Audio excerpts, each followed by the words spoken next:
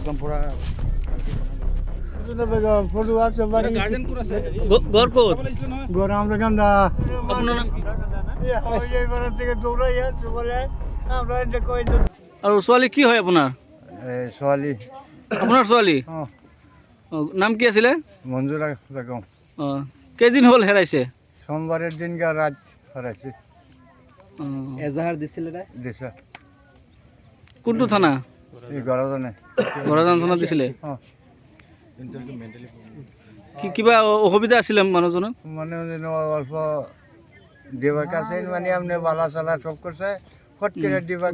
উঠে বলে mentally problem আছিলে হ্যাঁ পরে